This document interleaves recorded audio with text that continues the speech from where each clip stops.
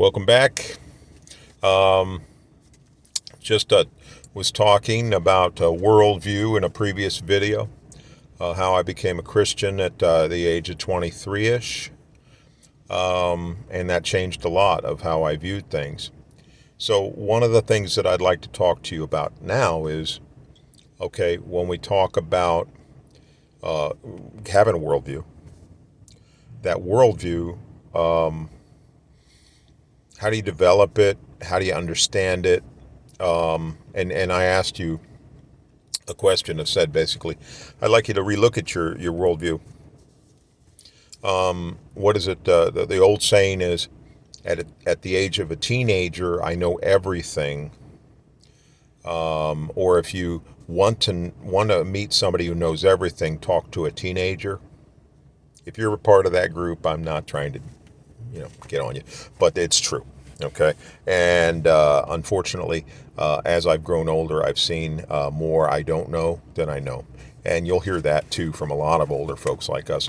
We have more questions than answers at this point, but there are some things we're a little further down the road than you, so we've discovered things, and we've also seen some things happen in life that maybe you can learn from our mistakes and develop your own understandings, and it'll help you in the long run.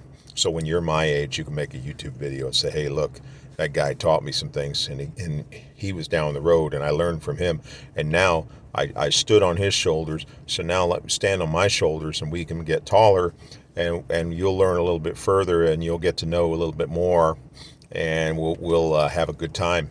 And then when I'm in the nursing home, you can visit me." Because I don't think somebody's going to be able to change my bedpan. Okay. So, anyways, here we go. My worldview is I'm a Christian.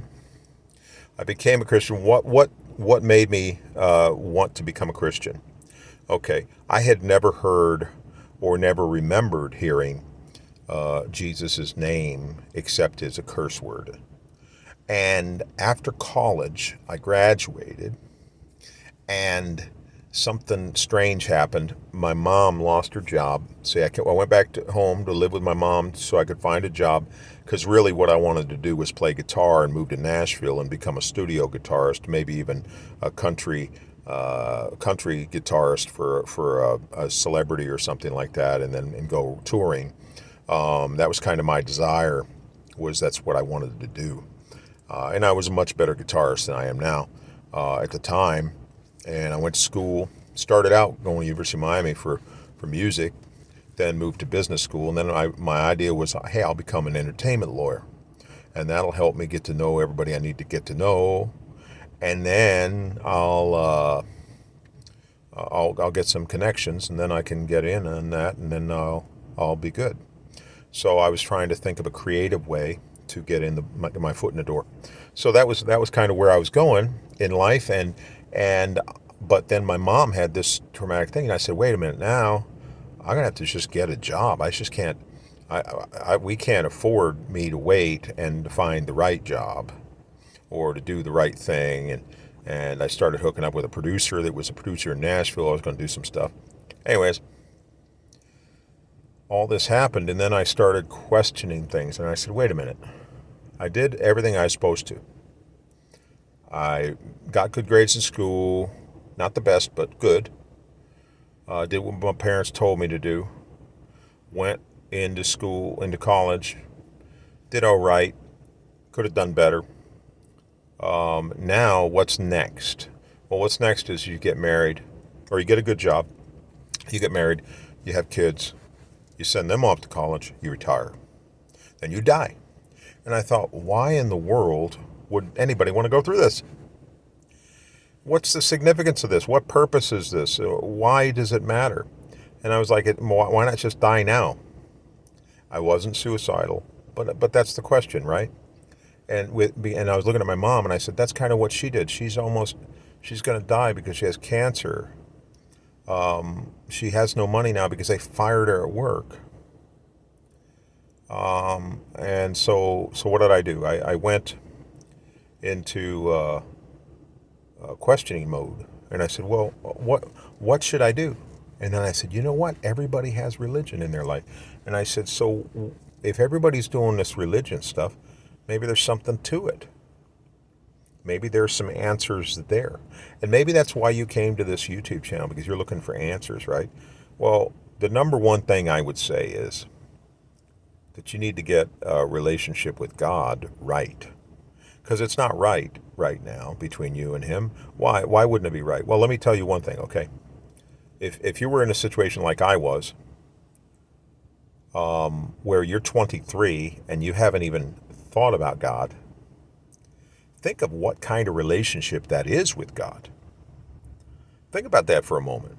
And then I'll elaborate in a different video. But think about just that question. What in the world? So if I have a dad, and this is an indictment on our society right now, right? Dads leave. They're out. They're gone. He gone. So, and then you're like, who's my dad? And you're like, what kind of relationship is that? If your dad up and left you, you might be pretty angry. Am I correct? Flip it. God made you. And you haven't even thought about him till now. And now you have the audacity, like a lot of people, to start questioning him and saying, where were you? Where were you when this happened? Wait a minute, where were you? You have a responsibility, right?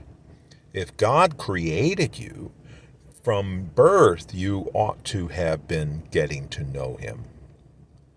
But yet we are so blinded. And the Bible says we're literally spiritually dead. But we're so blinded by that we put the onus on God, and how arrogant that is. So I'll get into more about my story later in another video, because this is getting long and I'm trying to keep it light here. But think about that for a moment. You and God have a relationship. Now, if you don't believe in God, okay, what if God doesn't believe in you?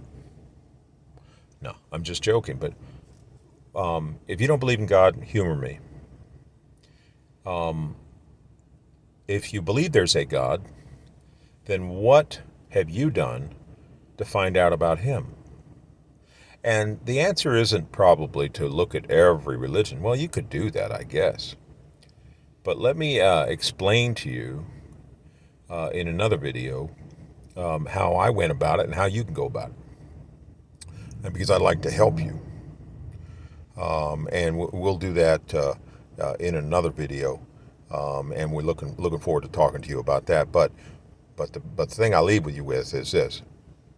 How long's it been since you've even cried out to God and tried to talk to him? How long's it been since your father has talked to you? Or the person you love that really abandoned you, right? And that's about half you probably by the numbers. And that's a pretty striking thought, isn't it? If God exists, why haven't you tried to reach out to him and talk to him? Why haven't you sought him out? Okay, we'll see you.